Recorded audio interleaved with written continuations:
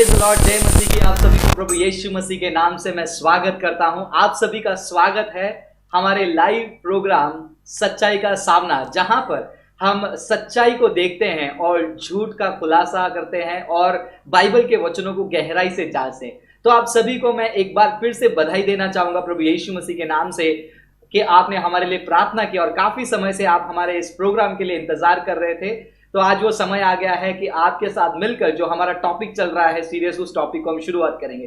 तो चलिए इस प्रोग्राम को एक प्रार्थना के साथ शुरू करते हैं।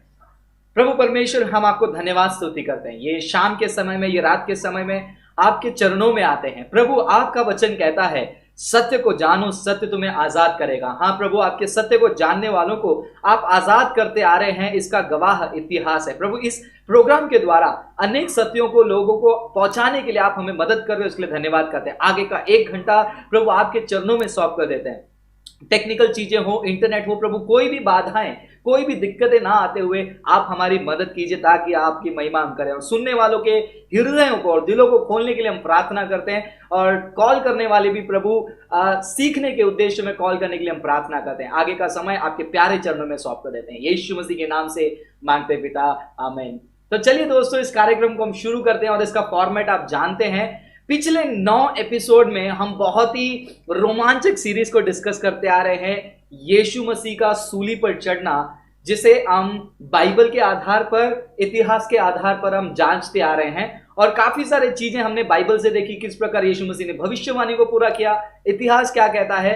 आज एक स्पेशल एपिसोड रहेगा क्योंकि हम कुरान की तरफ आए हैं। तो टॉपिक में जाने से पहले सबसे पहले हम स्वागत करना चाहेंगे प्रोफेसर पीटर अकबर का।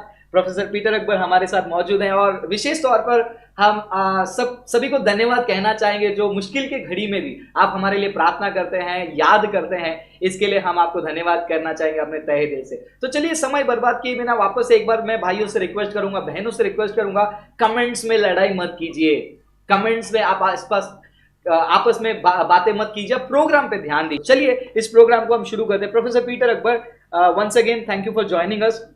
और प्रभु महान है, आप हमारे बीच में आज भी मौजूद हैं। और मैं आशा करता हूं जिस तरीके से आप रोमांचक तौर पर आपने हमें बाइबल के तौर पर यह साबित किया कि यीशु मसीह सूली पर चढ़ाए गए थे, और इतिहास में आज कुरान से आप लेकर आएंगे। और बाय द वे, आप जानते हैं कि प्रोफेसर पीटर अकबर मुस्लिम बैकग्राउंड से हैं, तो बचपन से उन्होंने यही सीखा होगा कि ईसा अलैहिस्सलाम जो कहते हैं, ईसा मसीह को कुरानिक नजरिए से कैसा देखा जाता है। सो प्रोफेसर, आगे का समय आपके पास, आप प्लीज हमें एक्सप्लेन कीजिए कि कुरान क्या कहता है क्रूसिफिक्शन के बारे में।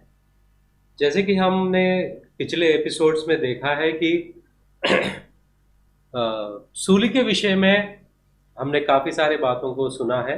मैं ब्रीफली बताऊंगा कि हमने क्या देखा है। हमने पिछले एपिसोड्स में यह देखा है कि यीशु मसीह सूली पर जाने की जो बात है, वो पहले से, मतलब बाइबल में भविष्यवक्ताओं ने, काफी सारे भविष्यवक्ताओं ने इस बात के बारे में, जो यीशु मसीह को सूली पर चढ़ाने वाली बात के विषय में काफी सारी भविष्यवाणियों को बताया गया है। हमने 1500 साल, 1000 साल, 900 साल, 700 साल, 500 और 400 साल, इस दरमियान यीशु मसीह के पहले नबियों ने इसके बारे में पेशन गोई, मतलब प्रोफेसीज किए हैं कि मसीहा आएगा और वो क्रूस पर चढ़ाया जाएगा और उसकी मौत ऐसी होएगी। और यीशु मसीह खुद अपने मौत के बारे में उन्होंने काफी बार बताया, चेलों से और लोगों से भी बताया कि वो यरूशलेम में जाएंगे और उनके साथ में ऐसा ऐसा होगा और वो तीसरे दिन जिंदा उठेंगे।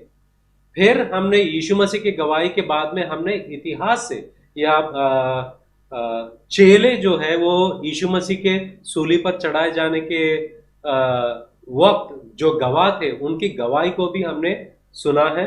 फिर बाद में हमने इतिहास से जो गैर ईसाई है, जो ईसाइयत से ना उनका कोई लेना देना है, उन लोगों से भी हमने बयान सुना है कि यीशु मसीह के सूली पर चढ़ाए जाने के बारे में उन्होंने क्या क्या कहा। इन सारे चीजों को, सारे गवाहों को हम जब देखते हैं, एक बात हमको साफ साफ नजर आता है, और इस बात की पुष्टि इन सब गवाह देते हैं कि यीशु मसीह इस दुनिया में आए और उनका सूली पर जाना हुआ और तीसरे दिन जिंदा उठना हुआ है। अब हम इस एपिसोड में यहां पर पहुंचे हैं कि यीशु मसीह का कत्ल और पुनरुत्थान होने के 600 साल बाद एक नबी आते हैं जिनको लोग इस नाम से जानते हैं, हजरत मोहम्मद। हजरत मोहम्मद 600 साल के बाद, यीशु मसीह के 600 साल के बाद में आते हैं और उनके जरिए कुरान लोगों तक लोग समझते हैं कि ये कुरान जो है हजरत मोहम्मद के ऊपर नाजिल हुआ है या उनको ये प्रत्यक्षता मिला है। और उस कुरान में हजरत मोहम्मद ये कहते हैं कि कुरान 14 सूरा 157 और 158 ये दो वचन के आधारित पर ये कहा जाता है कि यीशु मसीह का ना तो कत्ल हुआ है ना तो सूली दी गई है। वहां पर अंग्रेजी में जब आप पढ़ोगे वहां पर आप ये देखोगे कि neither was he crucified nor he was killed, वमा कतलहु वमा सालिबू, मतलब ना तो उनको सलीब दी गई है ना तो उनका कत्ल हुआ है। तो यहां पर एक बहुत बड़ी चैलेंज है। एक तरफ जो है हजारों साल पहले के नबियों हैं, उनकी गवाही है, यीशु मसीह खुद की गवाही है, यीशु मसीह के गवाह जो चेले हैं उनकी गवाही है, और इतिहास का गवाही एक तरफ है, और एक तरफ 600 साल के बाद में हजरत मोहम्मद की गवाही है कि उनको सूली नहीं दी गई। दोनों एक दूसरे के खिलाफ है। इतने सारे गवाह कहते हैं कि उनका कत्ल हुआ है, और आगे से 600 साल के बाद में हजरत मोहम्मद कहते हैं कि उनका कत्ल नहीं हुआ। कौन सा सच है? टाइम गैप भी इतना बड़ा है।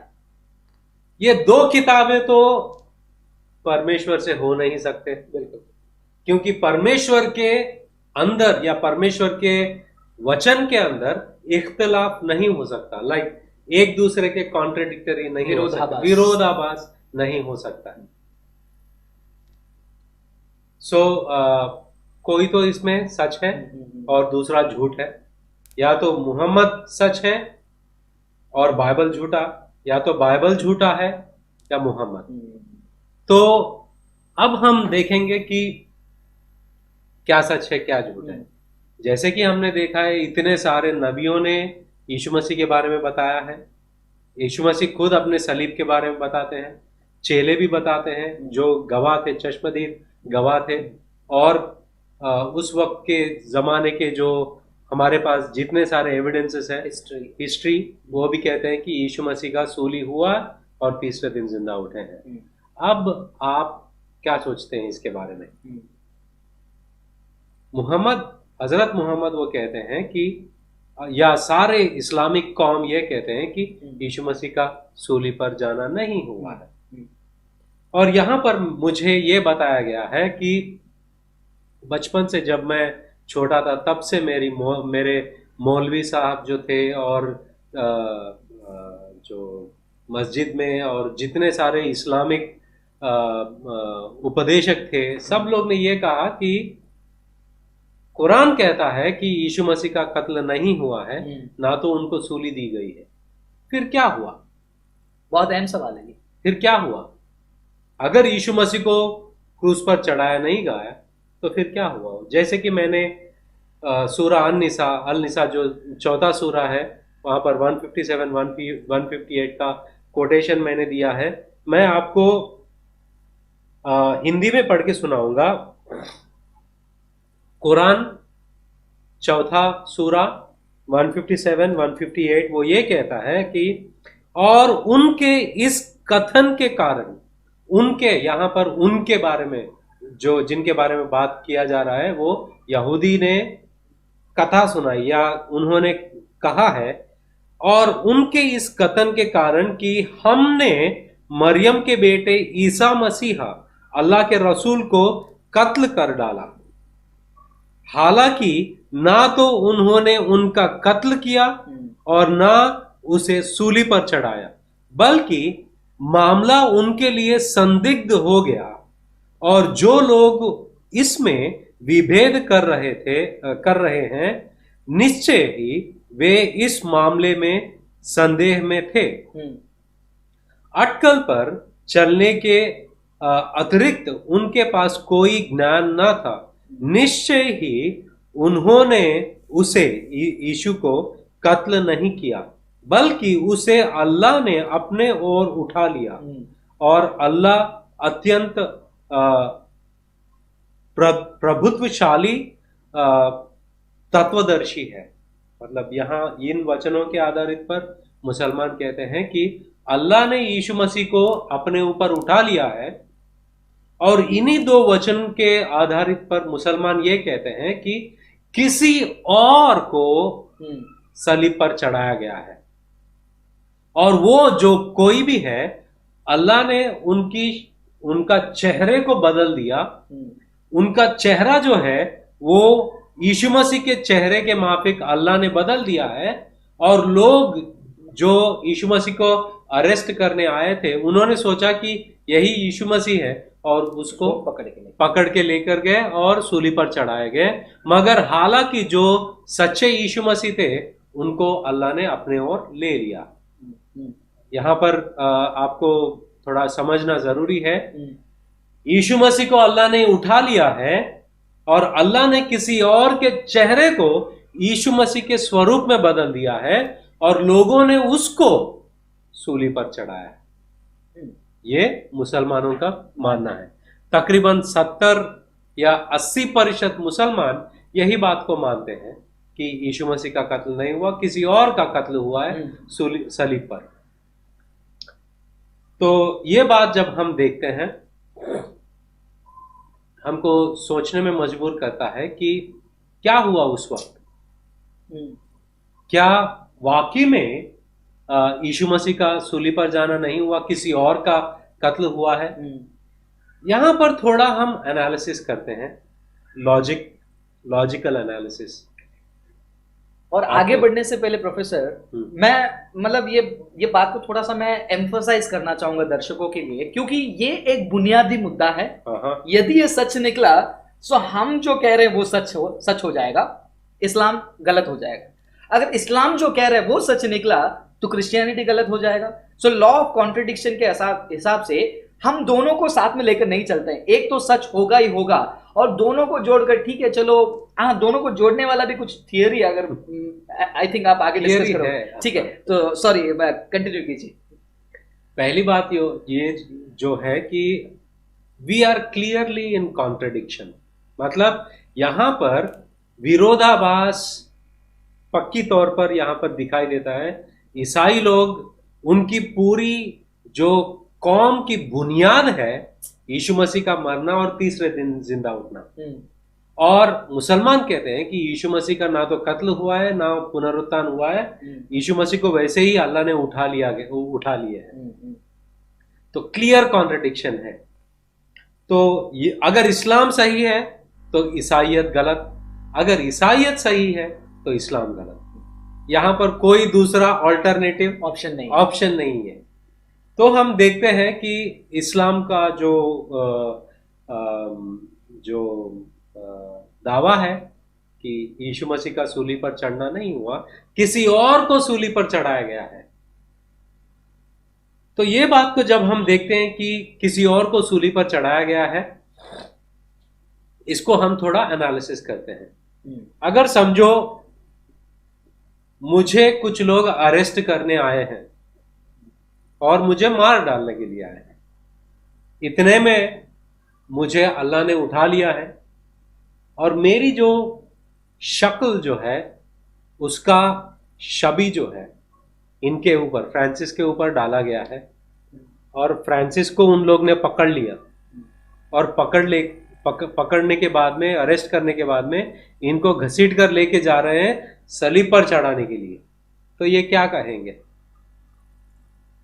मुझे क्यों लेके जा रहे, मैंने क्या किया? ये आम तौर पर कोई भी कहेगा कि अरे बाबा मुझे क्यों लेके जा रहे हो, मुझे क्यों सलीब पर लेके जा रहे हो, मुझे क्यों मार डाल रहे हो। वो चिल्लाएगा, वो चीखेगा और कहेगा कि मैं यीशु मसीह नहीं हूं। बोलेगा कि नहीं, मैं नहीं हूं। दूसरी बात, इनकी जो बॉडी है और मेरी बॉडी, इसमें फर्क है कि नहीं? काफी ज्यादा है। काफी ज्यादा फर्क है। तो अगर इनको सूली पर चढ़ाएंगे तो उनकी मां देखेगी और ये इनका चेहरा तो मेरे बेटे जैसा लग रहा है, मगर बदन तो कोई मेल मिलाप नहीं है। कैसे ये यीशु मसीह है कि नहीं? मां तो पहचानेगी। चेले जो 3 साल तक यीशु मसीह के साथ में थे, चेले भी पहचानेंगे ये इनकी शक्ल दिख रही है मगर इनका बदन तो अजीब लग रहा है, ऐसा तो थे ही नहीं है। नेक्स्ट, अगर अल्लाह ताला को यीशु मसीह को बचाने का ही था, किसी और का शक्ल को बदलने की क्या जरूरत है? किसी और बेगुनाह इंसान को सलीब पर चढ़ाने की क्या जरूरत थी? बिल्कुल। जो कोई इल्जाम यीशु मसीह के ऊपर लगाए गए हैं, वो इल्जाम उनके ऊपर लागू नहीं होते जो दूसरा कोई भी इंसान है। अगर वो सूली पर चढ़ाए गए हैं तो ये तो ना इंसाफी हो गई। और इतना ही नहीं, जैसे आपने कहा कि अगर अल्लाह को यीशु को बचाना ही था, ईसा को बचाना ही था, तो वो जो एक्सक्रूशिएटिंग, जो उनको मारा गया, उनका फ्लॉगिंग हुआ, थूका गया, मारा गया, मतलब वहां से लेकर मतलब सब कुछ खत्म हो गया। बस बचा था कि जान निकलना है, क्रूज पे खीला मारना है। जितना एम्बेरसमेंट होना है वो तो खत्म हो गया है पहले। अगर अल्लाह को बचाना तो तब बचा सकते थे, क्रूज तक छोड़कर। इतना सब होने के बाद में क्यों बचाने का? ये मेरे को लॉजिक नहीं समझा एक्चुअली। तो हम देखते हैं कि यहां पर प्रॉब्लम है। प्रॉब्लम यह है कि जो यीशु मसीह को सूली पर चढ़ाया गया है, ये प्रॉब्लम हम इसलिए देख रहे हैं कि अगर परमेश्वर यीशु मसीह को बचाना चाहते थे तो पहले ही उठा लेते और लोगों को बता देते कि लोग जब उनकी तलाश करने लगेंगे कहीं पर भी दिखाई नहीं देंगे। ये तो और भी चमत्कार हो गया और लोगों को और उन पर यीशु मसीह के बातों पर यकीन आ जाता। अगर यीशु मसीह को उठा लिया गया है, ठीक है, तो हम ये बात कर रहे हैं कि कौन सच है कौन झूठ है। दो किताबें तो परमेश्वर की ओर से हो नहीं सकती। या तो बाइबल सच है या तो कुरान सच है, और दोनों सच नहीं है। या तो बाइबल सच है या तो कुरान सच है।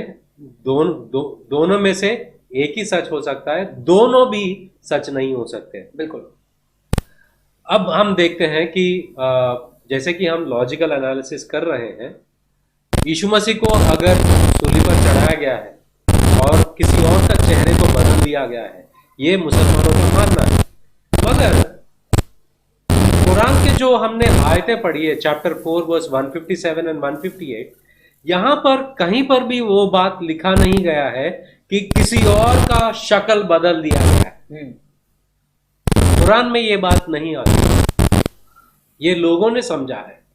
मगर एक्चुअली कुछ स्कॉलर्स ये कहते हैं, कुरान सिर्फ इतना कह रहा है कि यहूदी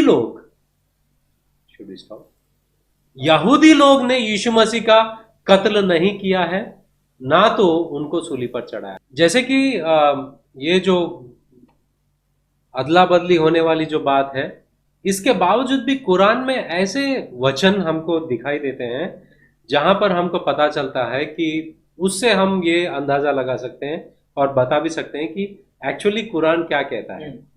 कुरान के 3 अध्याय और chapter 144, chapter 3 verse 144, it says, Muhammad is no more than an apostle, many were the apostles that passed away before him. मतलब हजरत मोहम्मद कोई अलग से नहीं है, उनके पहले जितने भी पैगंबर थे उनका मौत हुआ है।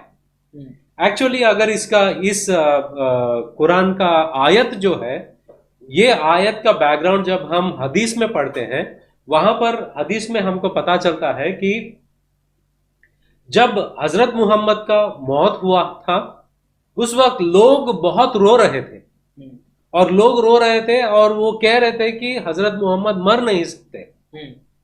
तब उनको शांत करने के लिए, तसल्ली देने के लिए हजरत मोहम्मद हजरत अबू बकर ये बात कहते हैं कि ये वचन कहते हैं कि Mohammad is no more than an apostle, the apostles prior to Mohammad have died.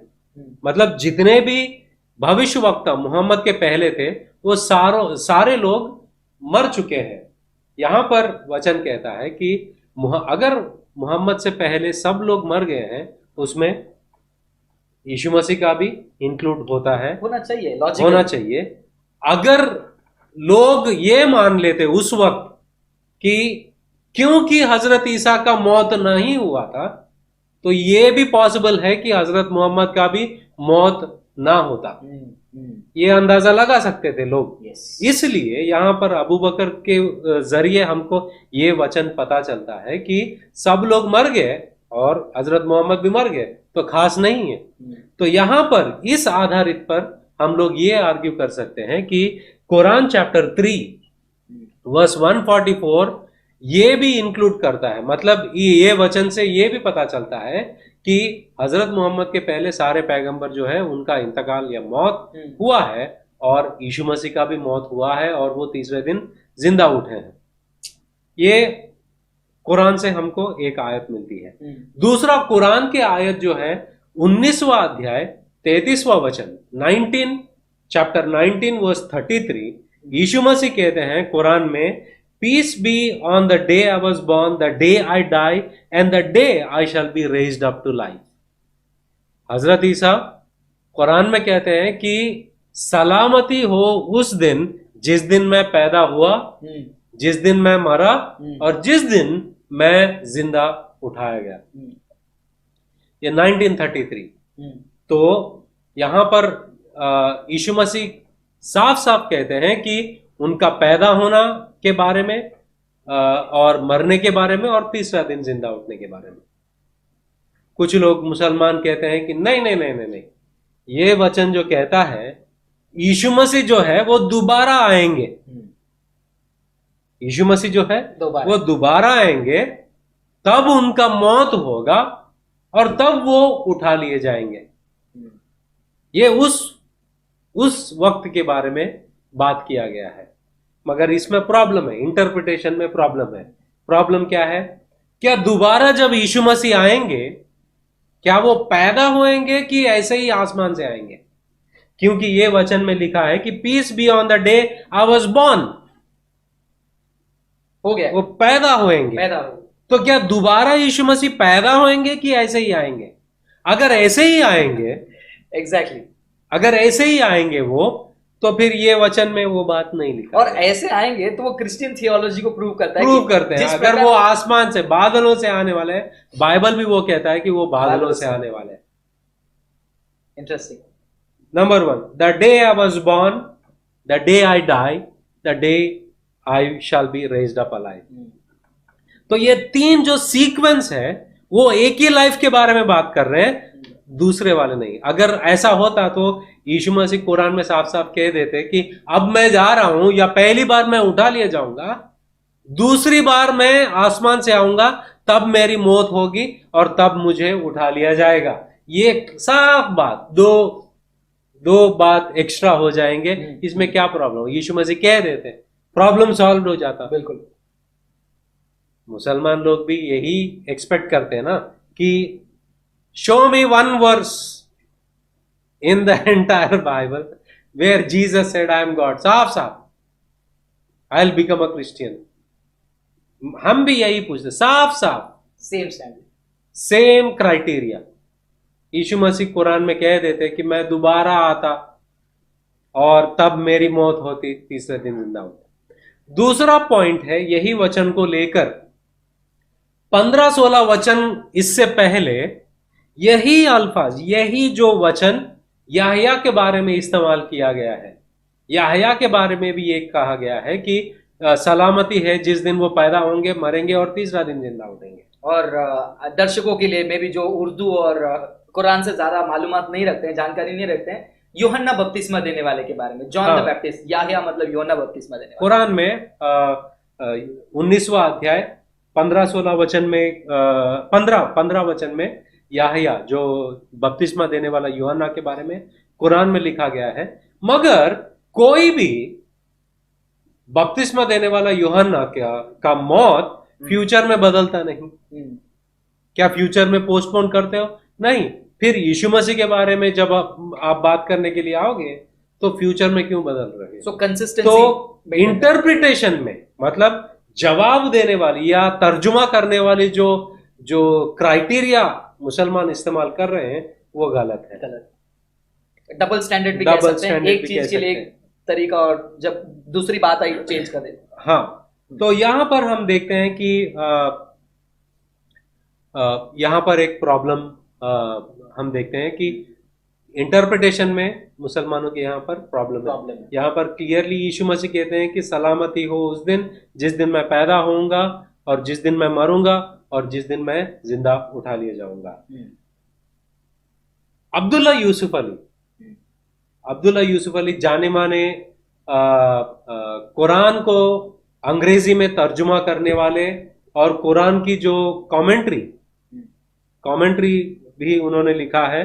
उनके फुटनोट में लिखते हैं इस आयत पर 19वां 33वां वचन में वहां पर वो कहते हैं कि those who believe that he never died, those people who believe मतलब जो लोग सोचते हैं या मानते हैं कि यीशु मसीह कभी मरे नहीं, उन लोगों को इस वचन पर ध्यान देना बहुत जरूरी है, क्योंकि ये वचन कहता है कि वो मरेंगे और तीसरा दिन जिंदा उठेंगे। कौन कह रहे हैं? Islamic scholar. और मैं ऐसे स्कॉलर के लिए मेरे दिल पे रिस्पेक्ट आ जाता है जो ऑनेस्टली बातों को रखते हैं। हाँ, तो यहां पर हमको क्लियरली दिखाई देता है। नेक्स्ट हम लोग देखते हैं कि Quran chapter 3 verse 55, Quran chapter 3 verse 55, यहां पर देखते हैं कि अल्लाह यीशु मसीह से कहते हैं कि ओ ईसा, मैं तुम्हें मेरे तरफ उठा लूंगा। इज़कल अल्लाह हुआ ईसा इन्नी मुतवाफिका। यहां पर अरबी में लिखा गया है कि ओ ईसा, मैं तुमको मेरे तरफ उठा लूंगा। यहां पर उठा लिए जाने के बारे में जो अरबी में जो वचन या शब्द है वो है मुतवाफिका, इन्नी मुतवाफिका। इस इन्नी मुतवाफिका में से अल्फाज आते हैं वफात या तवाफा। वफात, तवाफा, ये जो अल्फाज है, ये जो शब्द है, इसका अर्थ ये है कि मौत देना। तो यहां पर वचन साफ साफ अरबी में कहता है कि ओ ईसा, मैं तुमको मौत दूंगा और तुमको मैं मेरे तरफ जिंदा उठा लूंगा। एक वचन है कुरान चैप्टर 5 117 वचन में, अंग्रेजी में ऐसे कहते हैं कि never said did I to them aught except what thou didst command me to say। Allah Yeshu Masih से पूछते हैं कि ओ ईसा, क्या तुमने लोगों से कहा कि मुझे और मेरी मां को अल्लाह के साथ में जोड़कर तुम्हारी आराधना किया जाए? तो यीशु मसीह कहते हैं कि मैंने किसी से भी ये बात ना कहा, ना तो किसी से कहा, जब तक तुमने मुझे उठा लिए गए हैं तब तक मैंने किसी से भी ये बात ना कहा। यहां पर भी कुरान में ये बात का इस्तेमाल किया गया है, तवाफयात नहीं, तवाफा का इस्तेमाल किया गया है।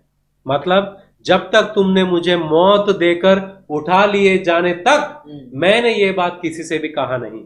तो साधारण तौर पर ट्रांसलेशन पढ़ने वाले नॉर्मल ट्रांसलेशन इसका ऐसा होना चाहिए, अल्लाह यीशु मसीह से कहते हैं कि मैं तुम्हें मौत दूंगा और तीसरे दिन जिंदा उठा लूंगा। और वहां पर यीशु मसीह कुरान चैप्टर 5 और 117 वचन में लिखा गया है कि जब तक तुमने मुझे मौत देकर उठा नहीं लिए तब तक मैंने ये बात किसी से ना कहा।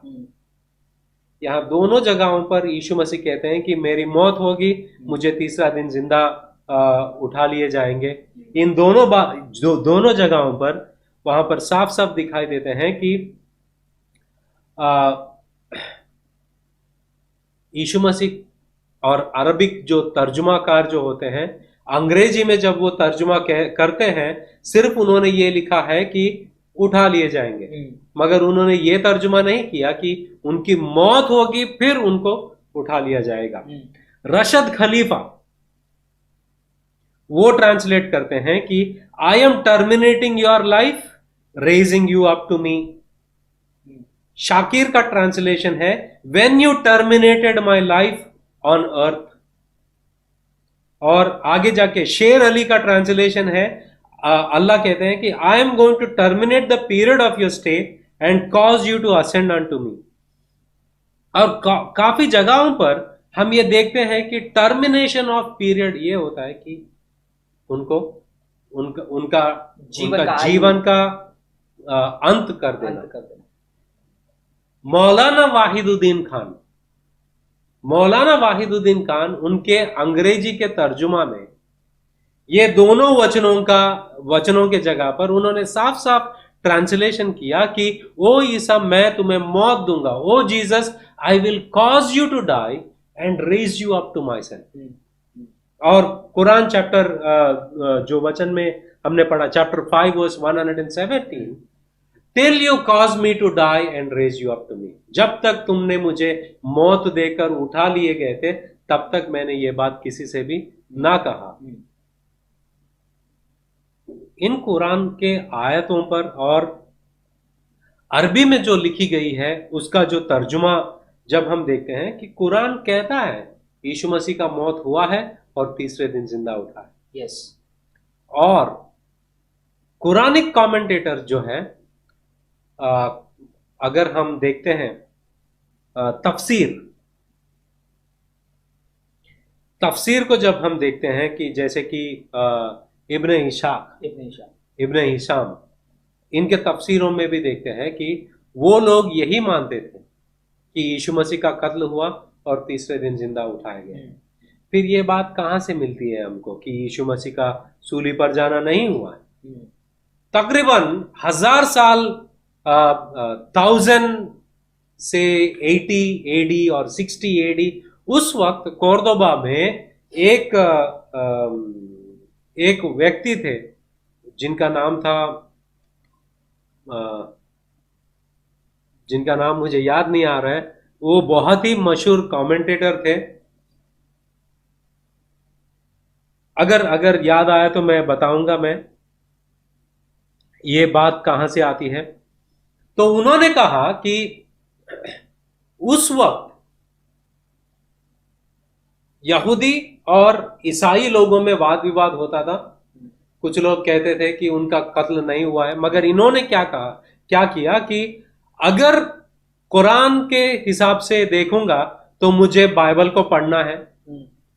अगर मैं बाइबल पढ़ूंगा वहां पर लिखा है कि यीशु मसीह का मौत हुआ है, मगर मुसलमानों का मानना है कि यीशु मसीह का मौत नहीं हुआ। कुरान की सुनूं या बाइबल की सुनूं? तो उन्होंने एक तरकीब सोचा है। उन्होंने ये इंट्रोड्यूस किया है कि ये बाइबल जो है ईसाई और यहूदी लोगों ने बदल दिया है। जो आज एक बहुत बड़ा दावा है कि आपका बाइबल बदल गया। बाइबल बदल गया। पहले कभी किसी ने 1000 साल तक किसी ने ये इल्जाम ईसाइयों पर लगाया नहीं था, मगर इनके वजह से इनके जो कहने के वजह से तब से ये मशहूर हुआ कि ईसाई और यहूदी लोग ने अपना जो बाइबल है करप्ट कर दिया है। तब से लोग बोलने लगे कि ये बदल दिया गया है। Yes, so great. काफी रोमांचक शो चालू है और हम जानते हैं कि आप बेसब्री से इंतजार कर रहे हैं हमें कॉल करने के लिए। और प्रोफेसर, हम अंत तक पहुंचे हैं या फिर कुछ और भी शेयर करना है? वैसे बहुत कुछ है शेयर करने के लिए। तो आई थिंक हम इसको पुश करेंगे नेक्स्ट एपिसोड के लिए। अगर आप कहें तो। हाँ, अगर हम कुछ पॉइंट्स मैं और भी शेयर करना चाहूंगा। ब्रेक अगर ले रहे हैं तो ब्रेक के बाद में, अगर कॉल्स नहीं आ रहे हैं तो ठीक है, कॉल्स नहीं आ रहे तो हम लेंगे। और फिलहाल जैसे प्रोफेसर ने एक मुख्य बात कहा था, मैं एक छोटा सा पॉइंट ऐड करना चाहता हूँ। इनफैक्ट शबीर अली का भी जब मैं डिबेट देखता हूँ, वो भी इन बातों को मानते हैं कि उन्हें कुरान के पॉइंट ऑफ व्यू से ही स्टार्ट करना पड़ता है और इस प्री सपोजिशन को पहले सवाल करना पड़ेगा। क्योंकि अगर मैं सोच लूं कि जो मैं मान रहा हूं वो सही है और उसी आधार पर मैं अगर रिसर्च करने जाऊं तो जो मैं ढूंढना चाहूंगा मैं वो ढूंढ के निकालूंगा ये बात। और इतना ही नहीं, अगर ये बात सच निकली कि अल्लाह ने यीशु मसीह को ऐसा दिखाया, आप हमारे यूट्यूब चैनल में देख सकते हो, सूरा 157 के ऊपर एक वीडियो भी है, अल्लाह ने ऐसा क्यों किया। वो अल्लाह को भी जो है एक गलत रोशनी में डाल देता है, अल्लाह को जो है एक धोखेबाज के रूप में दिखाता है। हाँ, वही मुझे शेयर करना था। तो चलिए मैं आपको डिस्टर्ब नहीं करूंगा, वो शेयर करने से एक ब्रेक लेकर आते हैं हम लोग। हाँ। और उसके बाद थोड़ा सा मैं चाहूंगा कि आप उसको टच कीजिए।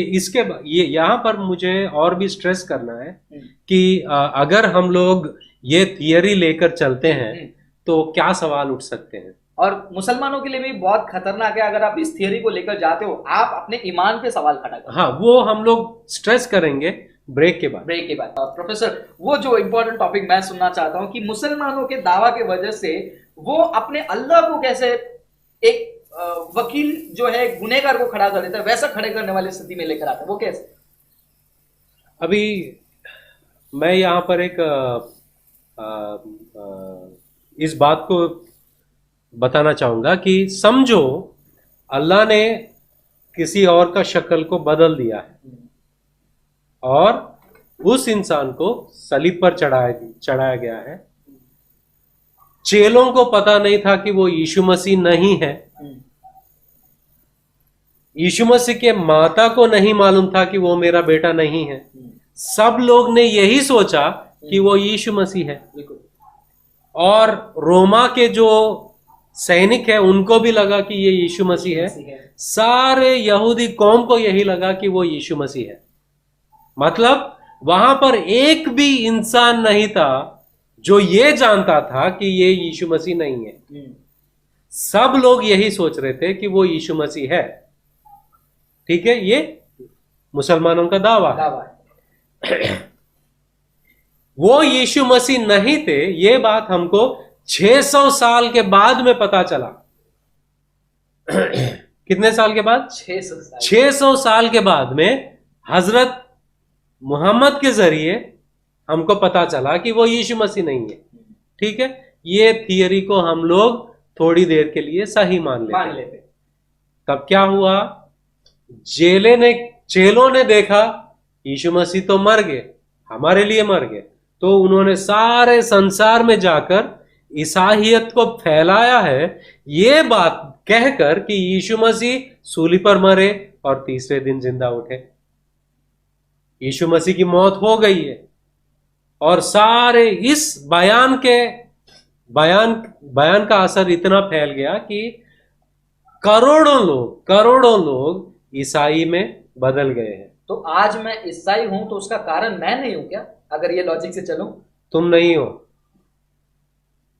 तो इन सारे ईसाई को या ईसाई लोगों को किसने धोखा दिया है? धोखा इन सारे ईसाइयों को किसने दिया है? किसने इन सारे ईसाइयों को यह समझने में मजबूर किया कि वो यीशु मसीह है जो सूली पर मरे हैं? अगर हम मुसलमानों का थियरी को एक्सेप्ट कर लेंगे तो उनको ये बात मानना पड़ेगा कि अल्लाह ताला ने इन सारे लोगों को धोखा दिया है। क्या अल्लाह ताला या खुदा ताला किसी को धोखा दे सकते हैं? ये मैं आपके ऊपर छोड़ूंगा, आप फैसला कीजिए कि क्या अल्लाह ताला ने ईसाइयों को धोखा दिया है। सिर्फ 600 साल के बाद में कोई और नबी आते हैं और कहते हैं कि वो यीशु मसीह नहीं था। जैसे कि महात्मा गांधी का मर्डर हुआ था, किसी ने महात्मा गांधी को गोली से मार डाला और समझो 60-70 साल के बाद में कोई आएगा और कहेगा कि अरे वो गांधी जी जो है उनका मौत नहीं हुआ, वो उनको उठा लिया गया, किसी और का मौत हुआ है वहां पर। गांधी जी जैसे दिख रहे थे। लोग उस इंसान पर हंसेंगे कि तूने उस जमाने में पैदा भी नहीं हुआ, तुझे क्या पता उस वक्त क्या हुआ है। तो ऐसे ही हजरत मोहम्मद जो है वो चश्मदीद गवाह नहीं थे, वो उस यीशु मसीह के जमाने में पैदा नहीं हुए थे, 600 साल के बाद में आए। और हजरत मोहम्मद ना इस्राएली के कौम से जुड़े हुए, वो अरेबिया में पैदा हुए, इनका उनका कोई रिश्ता ही नहीं। और हजरत मोहम्मद का जो गवाही है वो इतिहास सारे नबी और यीशु मसीह के गवाह के खिलाफ है। तो कौन सच है, आप ही फैसला कीजिए। और इस बात को मानने के लिए प्रोफेसर, आई मीन सूरा 4 आयत नंबर 157 को मानने के लिए बाइबल के पुराने नियम की भविष्यवाणी, उसकी परिपूर्णता, यीशु मसीह की भविष्यवाणी, वो परिपूर्णता, जोसिफस, टैसिटस या फिर नीरो का लेटर या फिर जितने हिस्टोरिकल, मतलब पिछला 9 एपिसोड जो हम लोग आई थिंक 2 से 3 महीने से करते आ रहे हैं, वो सारे चीजों को साइड में फेंक कर, या टिपिकल हिंदी डायलॉग दिल पे पत्थर रखकर हमें इस बात को मानना पड़ेगा कि ये सच है। कोर्ट ऑफ लॉ में इसका रिएक्शन क्या होगा? एक्चुअली आप मुसलमान लोग क्या कह रहे हैं कुरान के आधारित पर कि तुम नबियों के पेशन गोई, नबियों के जो नबुवत जो थी, मतलब जो भविष्यवाणी थी, उसको हटा दो, निकाल दो, मानो मत। यीशु मसीह ने क्या कहा उसको भी मानो मत, इतिहास क्या कहता है उसको भी मानो मत। और यीशु मसीह के चेले जो चश्मदीद गवाह थे, इन सबको आप नकार दो और सिर्फ इसको मान लो। किसको? कुरान को। एक दो आयत, एक जो 2 आयत है उसको मान लो। मुझे कुरान को मानने में बहुत विश्वास की जरूरत है। बिल्कुल, बहुत ज्यादा अंधविश्वास की जरूरत है एक्चुअली। विश्वास नहीं, अंधविश्वास की जरूरत है कुरान की बातों को मानने के लिए। और इस बात के लिए आपको बुरा नहीं लगना चाहिए कि हम अंधविश्वास कह रहे हैं। बोलने का मतलब आप समझिए, अंधविश्वास मतलब मेरे सामने जो है बड़े बड़े पत्थर रखे हुए हैं और मैं कह रहा हूं कि मेरे सामने तो समतल भूमि है। इसे अंधविश्वास कहते हैं कि आगे रहने वाली चीजों को मैंने आंख बंद कर लिया और बोल रहा हूं कि आगे तो समतल है, पूरा अंधेरा है, पत्थर नहीं है।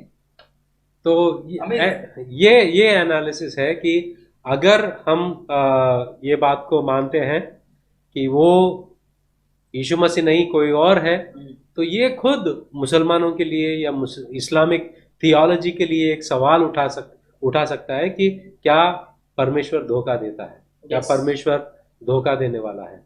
और इस पॉइंट को मैं थोड़ा सा फाइनल सिग्नेचर डालकर फुल स्टॉप लगाने के लिए एक आयत बताना चाहूंगा। सूरा 3 आयत नंबर 54, जहां पर लिखा हुआ है, कुछ ऐसी बात लिखी हुई है, उस बात को और आपके बयानों को जोड़ने पर जो है कहीं ना कहीं सेंस बनता है। तो आपको निर्णय लेना, जैसे मैंने कहा सूरा 3 आयत नंबर 54 में क्या लिखा है, बट दे वर डिसेप्टिव, यानी कि यहूदी धोखा देने वाले थे। अल्लाह धोखा देता है और अल्लाह जो है सबसे बेहतरीन धोखा देने वाला है। वमा करू वमा करा अल्लाहु व अल्लाहु खैरुल अल माकरीना। और ये जो माकरीन, ये जो शब्द है वो धोखा देने के लिए इस्तेमाल किया जाता है। तो क्या अल्लाह के वजह से हम क्रिश्चियन हैं? तो आप हमें दोष मत लगाइए, आप अल्लाह को दोष लगाइए। क्रिश्चियनिटी बढ़ने का कारण कौन है? अल्लाह है, अगर आपके लॉजिक से चलते हैं। लेकिन हम आपको ये नहीं कहेंगे कि आप जो हम कह रहे हैं उन बातों को मानिए। आप इन बातों को सुन रहे हैं, आप निर्णय लीजिए। हाँ, जैसे कि फ्रांसिस भाई ने बताया कि वाह मकरू वाह मकरा, मकर का मतलब है डिसेप्शन या डिसीवर, धोखा देने वाला।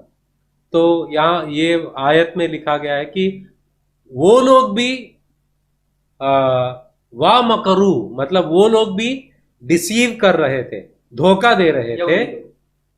वाह मकरा, अल्लाह भी धोखा दे रहे थे। इन दोनों में धोखे देने में जो माबूद है, मतलब गालिब है, वो अल्लाह है। बहुत ही अनकंफर्टेबल पैसेज है और I think we come to the end, और हमारा शो का समय भी हो गया और हम 3 से 4 मिनट आगे चल रहे हैं। सो प्रोफेसर, आप कुछ लास्ट पॉइंट ऐड करना चाहेंगे या फिर हम इस कार्यक्रम को मैं सिर्फ यही बताना चाहूंगा कि बाइबल में जो यीशु मसीह के बारे में लिखा है वो नबियों ने जो कहा है, यीशु मसीह ने जो कहा है, और इतिहास जो कह रहा है, इन सारे चीजों का प्लेन रीडिंग, मतलब नॉर्मल तरीके पे जो जब हम फॉलो करते हैं, इसका नतीजा यही निकलता है कि यीशु मसीह मरे और तीसरे दिन जिंदा उठे। और उसका वजह यह है कि आप और हम उद्धार, अनंत काल का जीवन, हमारी गुनाहों की माफी के खातिर यीशु मसीह को मरना पड़ा और तीसरे दिन जिंदा उठना पड़ा। और इसके अलावा दूसरा कोई थियरी जो है, उसके लिए उनको साबित करने के लिए बहुत कुछ सबूतों लेके आना जरूरी है। कुरान जो कहता है उसके सबूत के तौर पर, उसकी तरफदारी करने के लिए कोई सबूत हमारे लिए है नहीं। तो और बाइबल जो कहता है उसकी तरफदारी करने के लिए नबियों का जो पेशन गोई, नबियों की जो नबूवत है और इतिहास है, उसके लिए वो बाइबल को सिद्ध करता है। तो हमारे मुसलमान भाई बहनों को मैं दावत देना चाहता हूँ, सच्चाई की ओर आइए और हक को जानिए। हक तुम्हें आजाद करेगा और हक तुम्हें जो है जन्नत तुम्हें आश्वासन के साथ दे सकता है। तो आपको निर्णय लेना है कि हक आपको चाहिए या फिर आपका बेबुनियाद विश्वास आपको चाहिए। तो चलिए इस कार्यक्रम को हम यहीं पर रोकेंगे नहीं, क्योंकि अभी काफी सारे ऑब्जेक्शंस हैं, काफी सारे मुसलमान भाई बहनों के दिमाग में होता होगा कि यीशु मसीह यहाँ गए थे, वहां गए। और ये टॉपिक को हम अगले एपिसोड में हम डिटेल में जाएंगे कि और क्या क्या ऐसे बातें हैं जिसके वजह से कुछ मुसलमान भाई आज भी कंफ्यूज है इस टॉपिक को लेकर। तो अगले एपिसोड में हम आपसे दोबारा मिलेंगे इसी टॉपिक पर, crucifixion in the light of Quran, यानी कि यीशु मसीह को सूली पर चढ़ाने का मुद्दा कुरान के आधार पर। तो आज का कार्यक्रम यहीं पर हम समाप्त करते हैं और हम धन्यवाद करना चाहेंगे प्रोफेसर पीटर अकबर को। थैंक यू वेरी मच, आप हमसे जुड़ रहे हैं। और आपसे विनती करेंगे कि इनकी सलामती के लिए प्रार्थना कीजिए, चाहे शारीरिक ताकत हो या फिर आत्मिक ताकत हो। आप प्रोफेसर पीटर अकबर के लिए, मेरे लिए, ग्लोरी अपॉलोजेटिक्स की एंटायर यूनिट के लिए आप प्रार्थना कीजिए। ये चैनल को आप ज्यादा से ज्यादा शेयर करना है। अगर अभी तक सब्सक्राइब नहीं किया तो कीजिए, इसमें कोई चार्ज नहीं लगता है। और हमारा जो दूसरा चैनल है जीए रीजनल, उसे भी आप सब्सक्राइब कीजिए, ताकि उसमें भी काफी सारे वीडियोस आने वाले हैं और अपलोड हो रहे हैं पास्टर मोनिश के द्वारा। काफी सारे अपडेट्स मिलेंगे आपको हमारे फेसबुक पेज में, तो फेसबुक पेज को भी लाइक कीजिए और लगातार हमें अपने प्रार्थना में याद रखिए। और चलिए छोटा सा प्रार्थना के द्वारा इस प्रोग्राम को हम समाप्त करते हैं। प्रोफेसर पीटर अकबर, मैं चाहूंगा कि आप प्रार्थना के साथ समाप्त कीजिए। हे प्यारे पिता परमेश्वर, जितने लोग इस प्रोग्राम को देख रहे हैं और देखेंगे आगे भी, उन सब को तू छू। और परमेश्वर, हम आपसे विनती करते हैं कि सारे दिलों को आप खोलिए और उनको एहसास दिलाइए कि जो भी वो सुन रहे हैं वो सच है। और परमेश्वर, हम चाहते हैं कि जो कोई इस वीडियो को देखेगा, इस सच्चाई को जानेगा, और परमेश्वर तेरी पवित्र आत्मा से उनको ये आश्वासन दिलाए कि यीशु मसीह उनके लिए मरे हैं और तीसरे दिन जिंदा उठे हैं। सारे दर्शकों के लिए मैं प्रार्थना करता हूं कि उनको ये बरकत मिले अनंत काल का जीवन का। यीशु मसीह के नाम से हम प्रार्थना करते हैं, आमीन आमीन। धन्यवाद दोस्तों हमसे जुड़ने के लिए। प्रभु आप सभी को आशीष करे और ये हफ्ते भर प्रभु आपकी अगुवाई करे और आपकी मदद करे। आपको और आपके परिवार को प्रभु आशीष करे। Thank you very much. God bless you. Good night.